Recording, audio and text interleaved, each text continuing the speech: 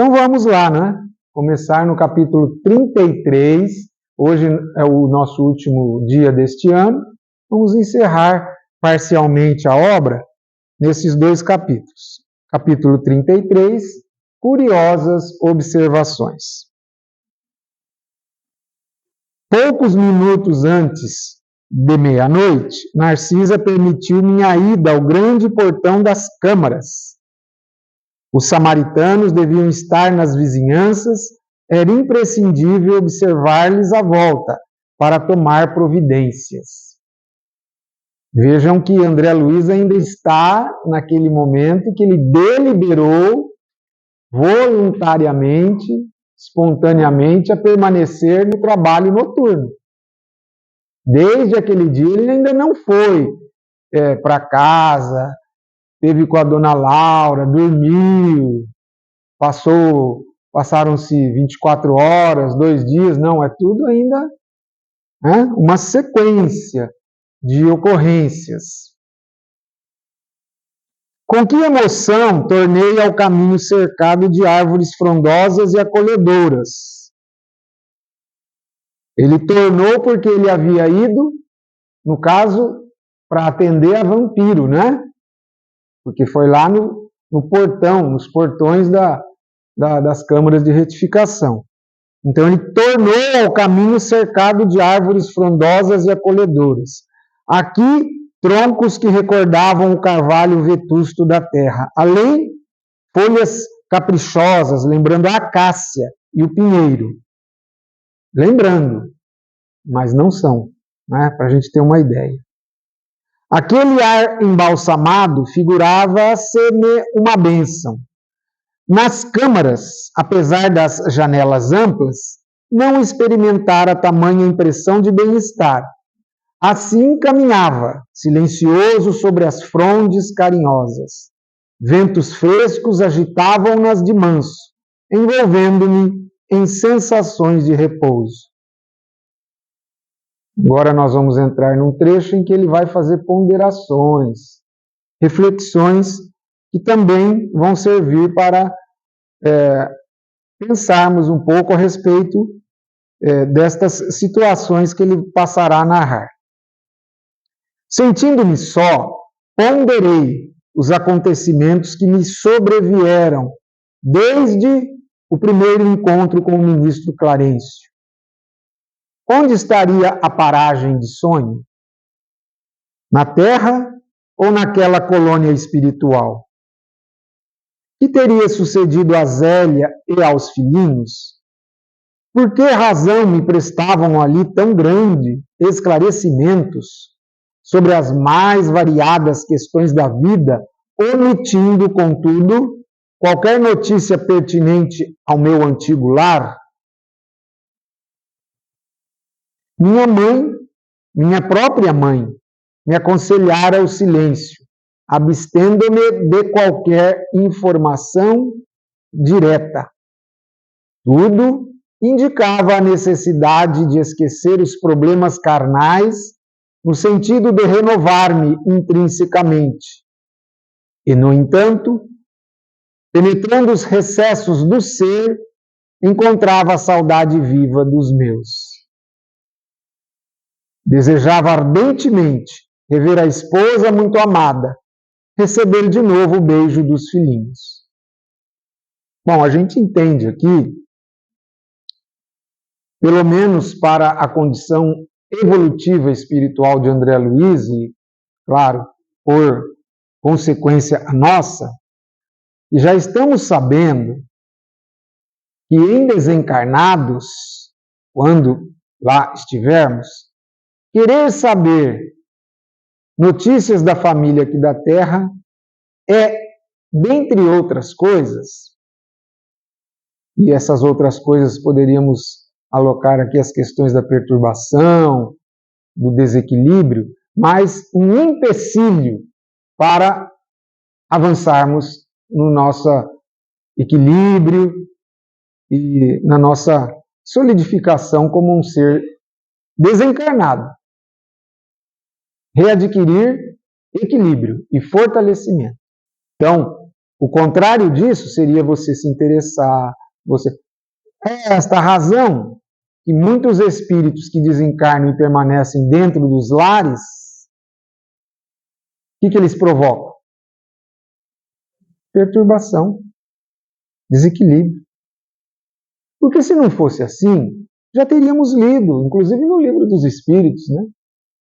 Que é bom, ao morrer, permanecermos dentro da nossa casa, porque ali estão nossos pontos de referência. E isso é verdade. Só que nós não temos equilíbrio para isso. Não é? Talvez até agora, estando encarnados com esses mesmos pontos de referência que são nossos familiares, diante de alguma situação a gente não tomasse uma determinada atitude. Mas, em estando desencarnados, talvez quiséssemos. Achávamos, talvez, na obrigação de fazer algo, e este mesmo algo, não sei se eu estou sendo claro, vocês estão me entendendo, não sei. Em estando encarnado, você dá de ombro, releva, talvez até porque você não veja como em estando desencarnado você vê os desdobramentos daquela situação que estando encarnado você não vê, então você não sabe o que aquilo pode daqui a um mês, 15 dias, um ano significar, e talvez estando desencarnado você percebe pelo jogo das emoções, dos espíritos, né? Então o melhor é aprendizado. Esqueça no bom sentido, né? Siga adiante. Quem ficou são seus familiares, são seus queridos, né? Muito bem. Pelo menos considerando aqui o estado evolutivo e a condição em que André Luiz estava, né? Por que decisões do destino estávamos agora separados, como se eu fosse um náufrago em praia desconhecida? Simultaneamente, ideias generosas confortavam-me o íntimo. Não era eu o náufrago abandonado. Se minha experiência podia classificar-me como naufrágio, não devia o desastre senão a mim mesmo. Momento de uma autoanálise e de um reconhecimento. Isso ajuda bastante. Não imputar a sua falência, a sua falha a outras pessoas, a Deus, né? Ao mundo espiritual, enfim. Agora que observava em nosso lar vibrações novas de trabalho intenso e construtivo, admirava-me de haver perdido tanto tempo no mundo, em frioleiras de toda sorte. Olha, esse parágrafo aí é todo muito rico, né? É um depoimento de o quanto ele está conseguindo, a gente consegue medir pelas frases dele, e nós vamos até ver uma certa contradição no próximo capítulo, né, do que ele está falando aqui, no sentido de que parece que ele está se fortalecendo, mas nós vamos ver que não tanto. E isso é bem um espelho nosso, dificuldade de modificação, mudar hábitos. Em verdade, e vejam esse parágrafo aqui falando sobre a questão da educação no âmbito familiar. Em verdade, muito amar a companheira de lutas e, sem dúvida, dispensar aos filhinhos ternuras incessantes. Mas, examinando desapaixonadamente minha situação de esposo e pai, reconhecia que nada criara de sólido e útil no espírito dos meus familiares. tarde verificava esse descuido. Quem atravessa um campo sem organizar sementeira, necessária ao pão, e sem proteger a fonte que sacia a sede, não pode voltar com a intenção de abastecer-se. Tais pensamentos instalavam-se-me no cérebro com veemência irritante. Ao deixar os círculos carnais, encontrara as penúrias da incompreensão. E que teria sucedido à esposa e aos filhinhos, deslocados da estabilidade doméstica para as sombras da viuvez e da orfandade? Inútil interrogação. Veja que um pouco mais acima, ainda neste parágrafo aí, ele reconhece que nada criara de sólido e útil no espírito dos meus familiares. Não é no corpo, não é na vida física. Onde é que ele está se questionando que ele não criara? Mas onde? No espírito dos meus familiares. Então ele está falando da parte moral. Não é? Quem falou isso aí? Nós vimos que ele ia ali mais como compromisso social à igreja do que como propriamente cultivando uma crença. E seja ela qual fosse, ou qual for, aqui para nós, o importante é que crie dentro do nosso coração, passe a habitar no nosso íntimo, um crescimento em torno de Deus, em torno das suas leis, em torno principalmente de Jesus. Você vê que ela está fazendo essa reflexão. O vento calmo parecia sussurrar concepções grandiosas, como que desejoso de me esperar a mente para estados mais altos. Torturavam-me as inquirições internas, mas, prendendo-me então aos imperativos do dever justo, aproximei-me da grande cancela, investigando além através dos campos de cultura. Tudo luar e serenidade, céu sublime e beleza silenciosa. Extasiando-me na contemplação do quadro, demorei alguns minutos entre a admiração e a prece. Instantes depois, divisei ao longe 2 vultos enormes que me impressionaram vivamente. Pareciam 2 homens de substância indefinível, semiluminosa. Dos pés e dos braços pendiam filamentos estranhos, e da cabeça como se escapava um longo fio de singulares proporções. Hoje, conhecendo o Espiritismo e as características dessa descrição, nós já tranquilamente poderíamos até ajudar a Narcisa a responder para o André Luiz o que seria isso, não é? Ela vai aqui descrever, mas nós já conhecemos, e nós já estudamos isso. O cordão prateado, o cordão dourado. Tive a impressão de identificar 2 autênticos fantasmas. Não suportei. Cabelos eriçados, voltei apressadamente ao interior, inquieto e amedrontado. Expus a Narcisa a ocorrência, notando que ela mal continha o riso. Ora essa, meu amigo, disse por fim mostrando bom humor. Não reconheceu aquelas personagens? Fundamente desapontado, nada consegui responder, mas Narcisa continuou. Também eu, por minha vez, experimentei a mesma surpresa em outros tempos. Veja, nós já não vamos ter essa surpresa. Aqueles são os nossos próprios irmãos da terra. Trata-se de poderosos espíritos que vivem na carne em missão redentora e podem, como nobres iniciados da eterna sabedoria, abandonar o veículo corpóreo, transitando livremente em nossos planos.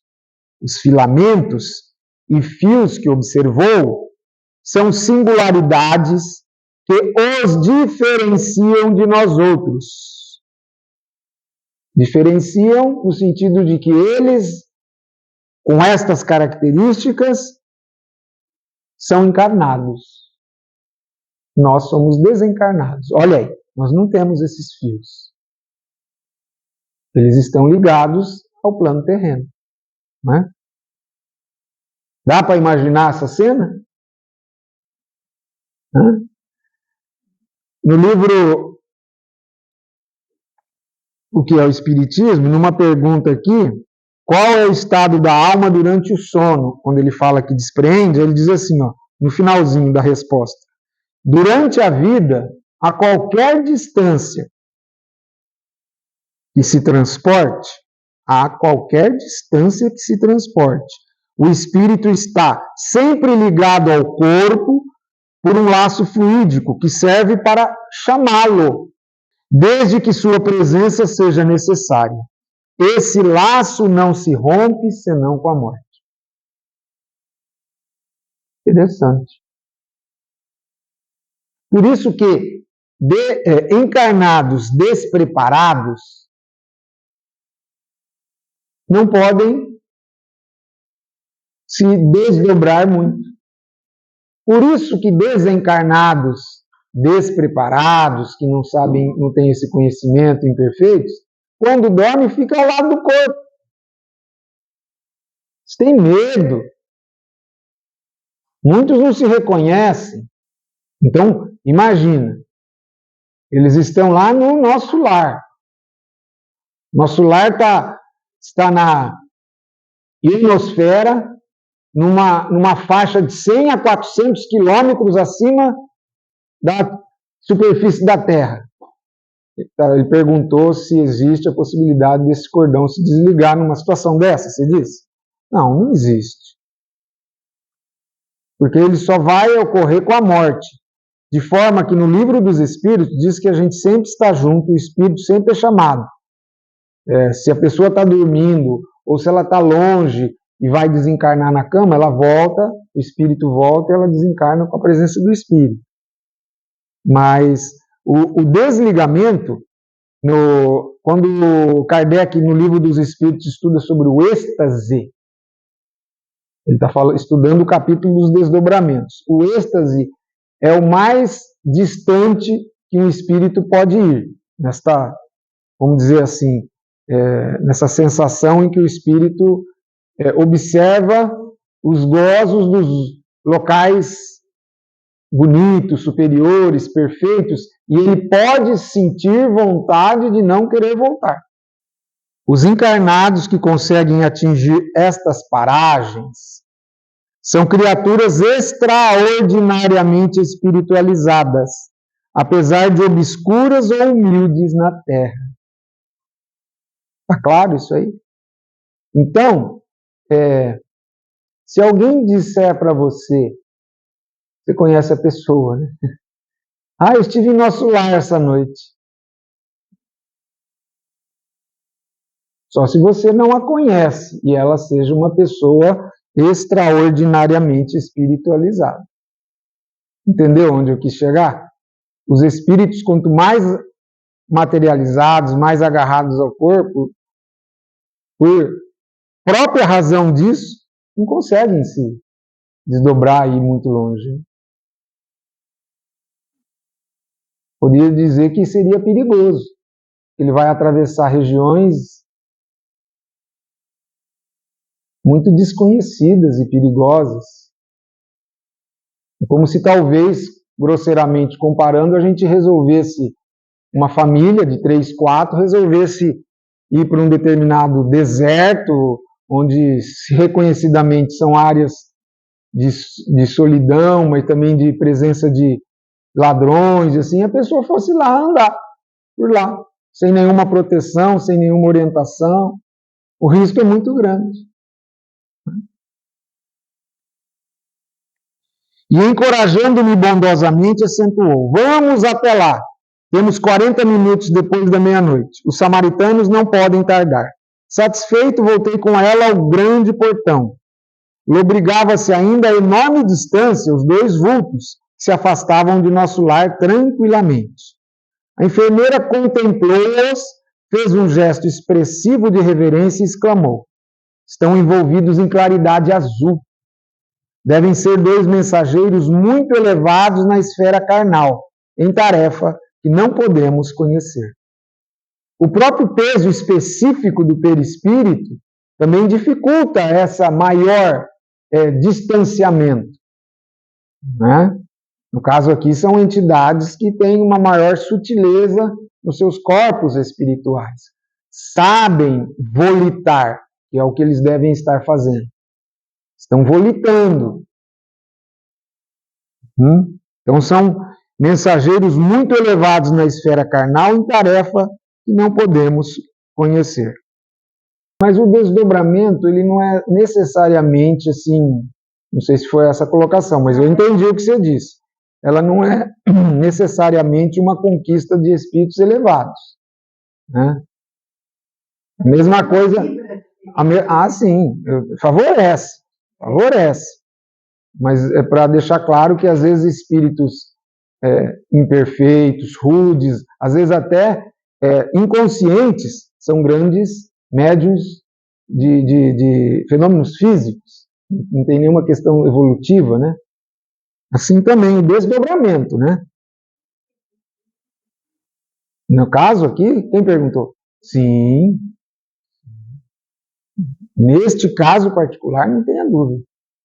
Eles estão se deslocando em alguma tarefa que não podemos conhecer. Eles estão bem cientes do que estão fazendo, quando retornarem, vão ter provavelmente lembrança disso tudo.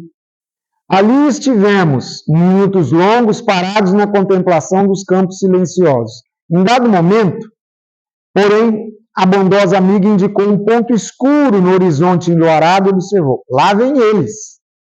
Identifiquei a caravana que avançava em nossa direção, sob a claridade branda do céu. De repente, ouvi o ladrar de cães a grande distância. Que é isso? Interroguei, assombrado. Os cães, disse Narcisa, são auxiliares preciosos nas regiões obscuras do umbral, onde não estacionam somente os homens desencarnados, mas também verdadeiros monstros que não cabe agora descrever. O enfermeiro, em voz ativa, chamou os servos distantes, enviando um deles ao interior transmitindo avisos. Fixei atentamente o grupo estranho que se aproximava devagarinho. 6 grandes carros, formato diligência, precedidos de matilhas de cães alegres e bulhentos, eram tirados por animais que, mesmo de longe, me pareceram iguais aos muares terrestres. Mas a nota mais interessante eram os grandes bandos de aves, de corpo volumoso, que voavam a curta distância acima dos carros, produzindo ruídos singulares. Então veja, é aquela volta da questão da presença dos animais no mundo espiritual. Então nós precisamos aprender a interpretar melhor a questão 600 do Livro dos Espíritos. Né? Que uma leitura desatenta nos faz entender que não existe animais no mundo espiritual. Uma leitura desatenta da resposta à questão 600 do Livro dos Espíritos. Mas se você ler com cuidado, entendendo, você vai ver que os animais, eles são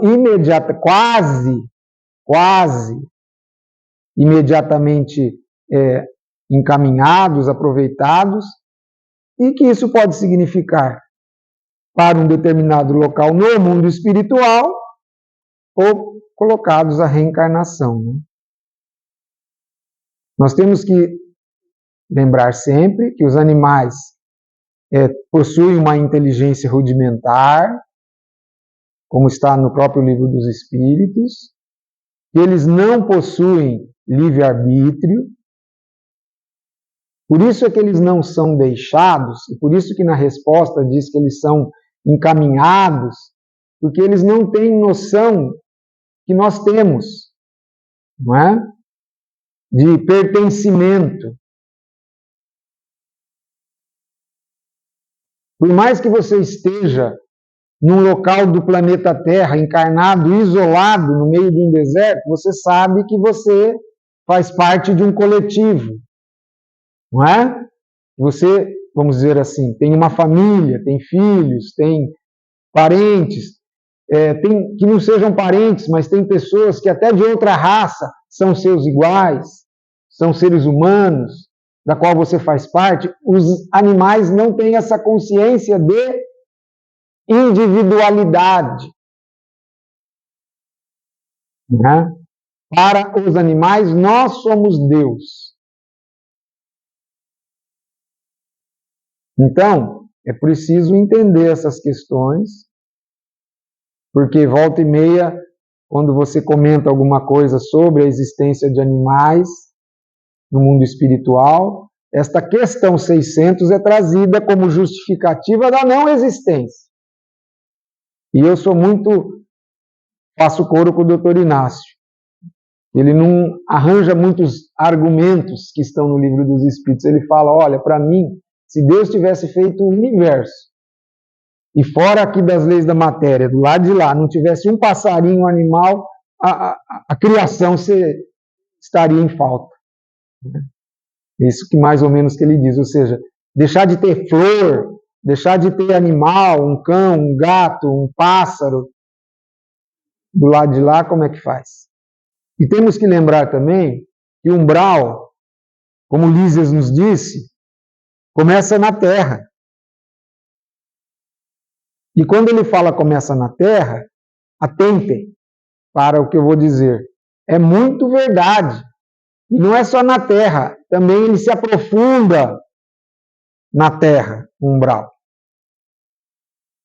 A gente tem uma ideia, quer ver, para você ter uma ideia, o planeta Terra, em termos de quilômetros quadrados. Alguém já viu alguma vez? Eu fui ver porque eu me interessei pela pesquisa. O planeta Terra tem 510 milhões de quilômetros quadrados. O umbral tem 1 bilhão e 500 milhões de quilômetros quadrados. Quanto que dá isso a mais? Então, o umbral ele se intrinca no planeta Terra. Aquela ideia de que nós estamos na Terra, saiu da Terra, começa o umbral grosso. Não é uma ideia real. E abaixo do umbral, no interior da Terra, entre aspas, nós vamos ter o quê? As trevas e depois o abismo. Por isso que nessas áreas, nessas zonas que esses irmãos vão fazer resgates, situei essa questão para falar disso aqui. Ó. Ela vai fazer uma complementação. A importância aqui quando ela fala que os cães combatem ou verdadeiros monstros que não nos cabe agora descrever.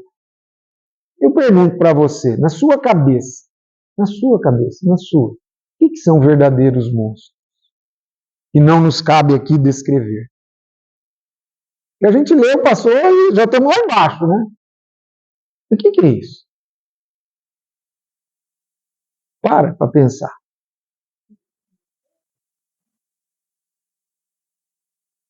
Será que existem outros tipos de animais com vidas fictícias pela própria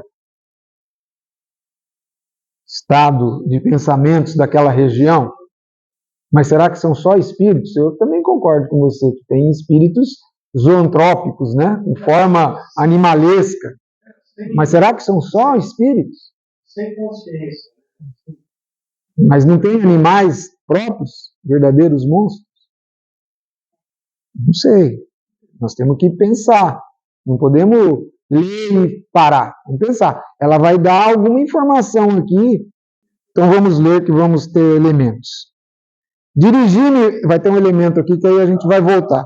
Dirigi-me incontinente a Narcisa perguntando: onde o aeróbus? Não seria possível utilizá-lo no umbral? Dizendo-me que não, indaguei das razões.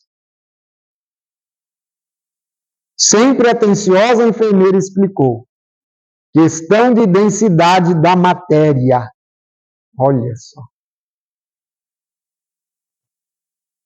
Pode você figurar um exemplo com a água e o ar. O avião que fenda a atmosfera do planeta não pode fazer o mesmo na massa escória. Tem que ser um submarino. Avião não anda debaixo da água.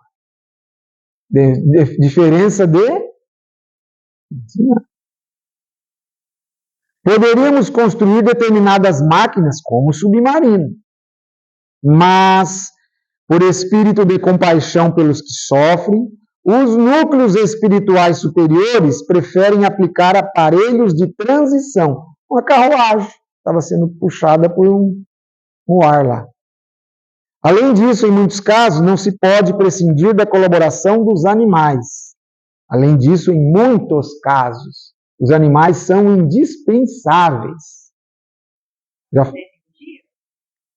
Não, até por causa, além da energia, da própria postura do animal, né? Da agressividade, do respeito que ele impõe, não é?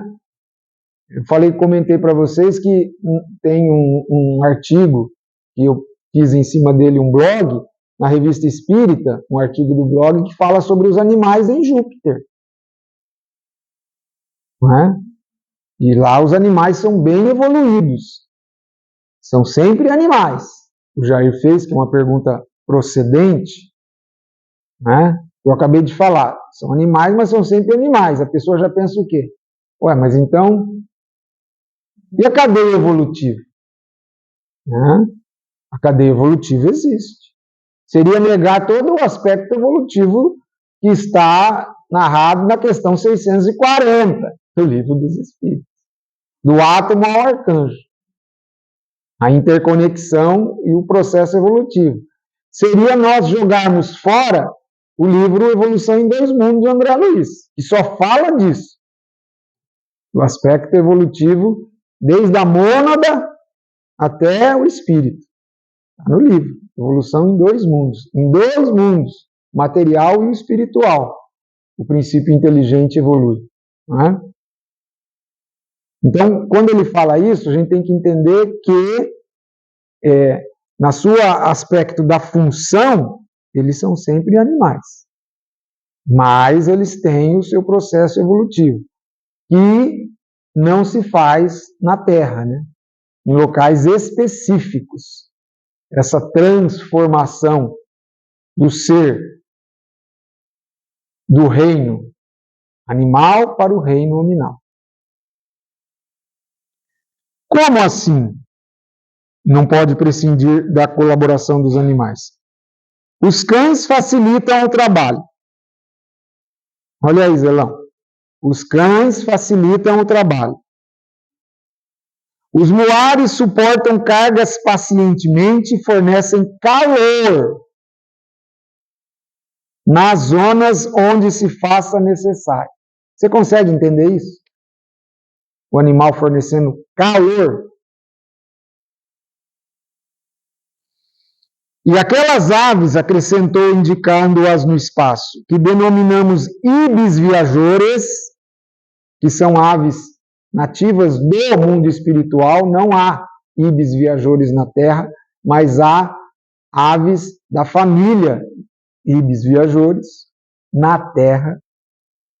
São excelentes auxiliares dos samaritanos, olha aí, talvez a explicação dos monstros, devorarem formas mentais odiosas e perversas, entrando em luta franca com as trevas umbralinas.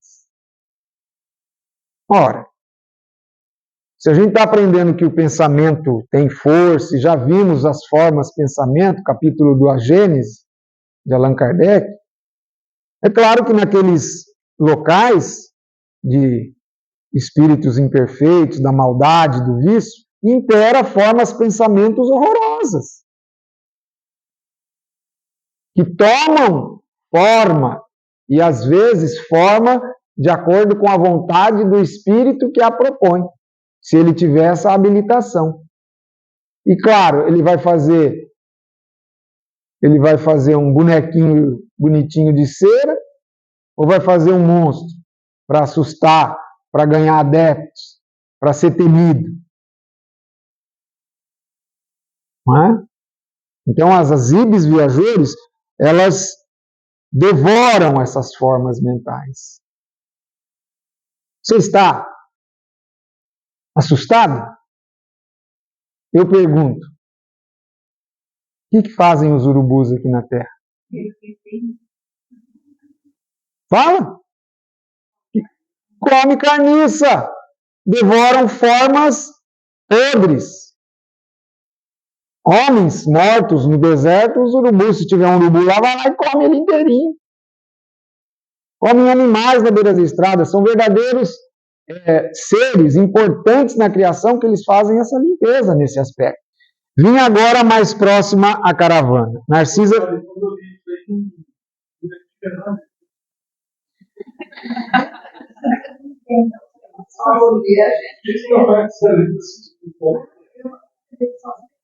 Narcisa fixou-me com bondosa atenção, rematando. Mas, no momento, o dever não comporta minudências informativas. Poderá colher valiosas lições sobre os animais, não aqui, mas no Ministério do Esclarecimento. Ó, e deixa agora, ó, onde se localizam os parques de estudo e experimentação em relação aos animais. Então, como que não tem animal no mundo espiritual? Tem até centros de pesquisa. Se aqui nós temos as universidades, né, da medicina veterinária, como? Porque, veja, se nós estamos aprendendo que o lado de lá é o modelo organizador, o perispírito é o modelo organizador biológico do corpo. Não é? Então, guardadas as devidas proporções, o mundo espiritual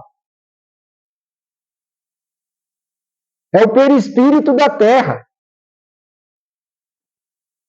Você está entendendo onde eu quero chegar? Ou seja, é uma cópia.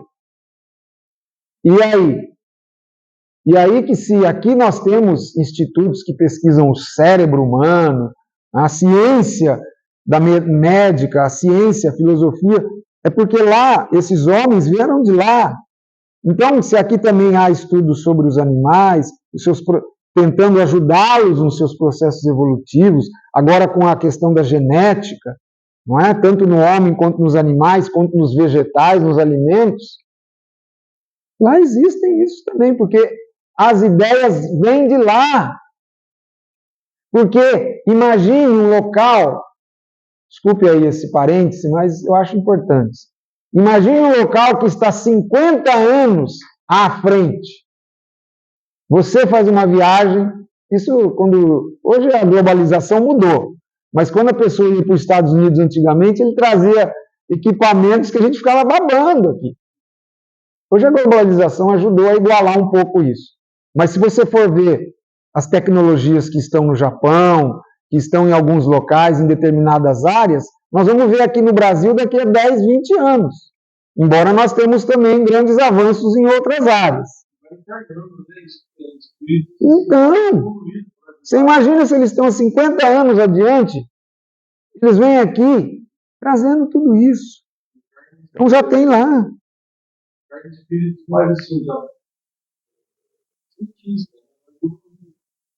É mais fácil você chegar lá e se surpreender do que sair de lá e chegar aqui e se surpreender.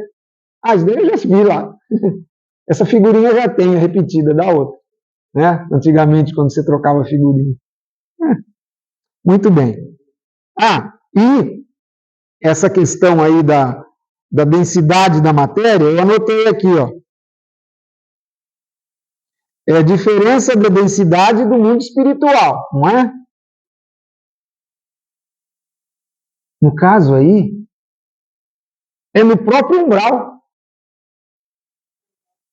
Dentro do próprio umbral, você tem diferenças de densidade.